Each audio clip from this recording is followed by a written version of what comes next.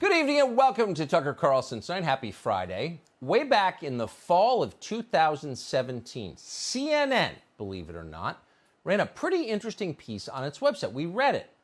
It was the story of a pizza delivery driver from Dearborn Heights, Michigan, called Khalil Abu Rayyan. At the age of 21, Rayyan found himself deeply depressed and contemplated suicide. He poured out his feelings to strangers on the internet, as so many young people do. He posted pictures of himself at one point with a rifle, and then he suggested he might want to wage jihad. When he did that, out of the blue, he got a response from a woman he had never heard of called Ghada. The two never actually met in person, but over time, a very intense relationship developed. Ghada professed her love for Rayyan. They courted online for weeks, and then one day, Ghada stopped writing. She simply disappeared. And then a new woman took her place. This woman began texting Rayyan too. Her name was Jana. Jana was not interested in romance. Jana wanted to wage violent jihad. She told Rayyan that if he planned to kill himself, he might as well kill some infidels along with him. Quote, "When it's jihad or when it's based on our creed or cause, that's the only time Allah allows it." That's what she wrote. Eventually, Rayyan admitted to Jana that he had fantasized about killing people in the church near his pizza shop, though he stressed that he would never actually do it. In fact, he encouraged Jana not to hurt anyone. Days after he wrote that, the FBI swooped in and arrested Rayyan, and that's when he learned that the women he'd been texting with didn't exist. Ghada and Jana were fake. They were pure creations of the FBI. The Bureau had spent an entire year working to entrap a depressed pizza delivery boy and then created a honey trap to do it. But it still didn't work.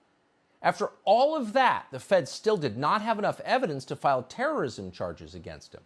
Nothing Rayyan had said was criminal. He could have gone free, but they couldn't let him go free. That would be too embarrassing to the federal government. So they charged him with an absurd non-crime, unlawful possession of a firearm while under the influence of a controlled substance. He didn't shoot anyone or brandish the gun, he just had it. And for that, they sent him to prison for 5 years. In all, it was a thoroughly disgraceful chapter in the history of federal law enforcement, and CNN, to its credit, seemed to understand that at the time.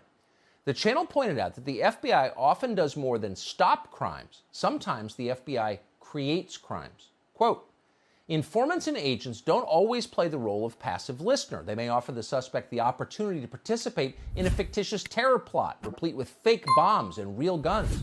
Court documents show." And indeed, court documents do show that, and it's wrong. A law enforcement agency should never encourage anyone to break the law. It's grotesque, and yet they routinely do that. CNN once admitted that that was happening and that it was a problem, but they won't admit it anymore. Earlier this week, we reported on this show that among those who stormed the Capitol on January 6th, there appear to be people who are working for the FBI. We didn't guess that. We concluded it based on the government's own court filings, thanks to a piece in Revolver News. Dozens of suspects the FBI now says committed serious crimes on January 6th have not been charged with anything. They haven't even been identified. Why is that? Well, likely because they were in contact with the FBI before they committed those crimes. That is the definition of corruption. You're working for the FBI, so you're not charged for a crime. It's also, by the way, scary given the current climate, given that January 6th is now being used as a pretext to strip law-abiding Americans of their most basic civil liberties. So given that, we have an absolute right to know exactly what happened that day and the FBI's role in it. Again, we believe the FBI had people on the ground, people who stormed the Capitol and committed crimes while inside. We said that. The FBI has not denied it. In fact, no one from the FBI has even commented on it. They don't have to, because this time they have CNN squarely on their side.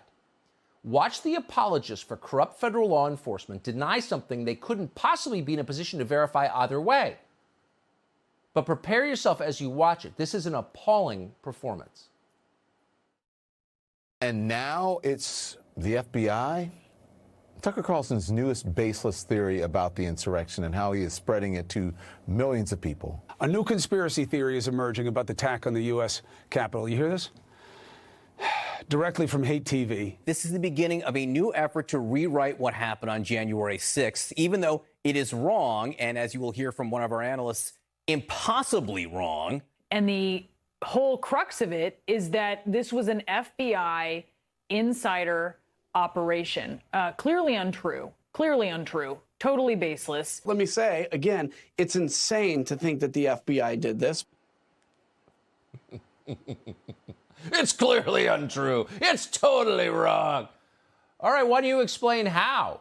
We have almost 24 people who've been identified as criminals who are not being charged. Why is that exactly? Why don't you tell us? But they didn't. And then just to make it totally obvious that CNN now functions as an arm of the woke national security state, which they do, the channel then invited on the former assistant director of the FBI, a man called Chris Swecker, to reassure viewers that the FBI did absolutely nothing wrong on January 6th. Not one bad thing. Trust us. And of course, CNN does trust the FBI. The FBI's word is good enough for CNN. The change here is bewildering. It seems like just the other day that CNN's own chief anchor was telling us the shocking story of the 2015 terror attack in Garland, Texas.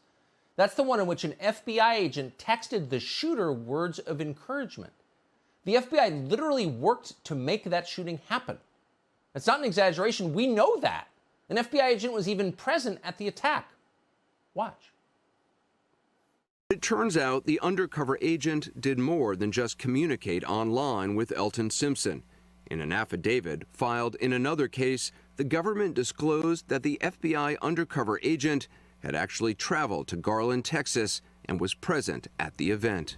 The undercover agent was in a car directly behind Elton Simpson and Nader Sufi when they started shooting. This cell phone photo of school security guard Bruce Joyner and police officer Greg Stevens was taken by the undercover agent seconds before the attack. The idea that he's taken a photograph of the two people who happened to be attacked moments before they're attacked. It's stunning. If you're wondering what happened to the FBI's undercover agent, he fled the scene, but was stopped at gunpoint by Garland police. This is video of him in handcuffs recorded by a local news crew. So tell us again how the FBI would never have anything to do with the attack on the Capitol on January 6th. What you just saw were some of the counterterrorism tactics the FBI adopted after 9/11. All of us saw it happen. Now the Bureau has changed its focus. It's no longer going after Islamic extremism. It's now going after Joe Biden's political opponents. Those are the domestic terrorists they've been telling you about. This is a nightmare. It's a nightmare for civil liberties. It's a threat to democracy itself. We should have seen it coming. We did not see it coming.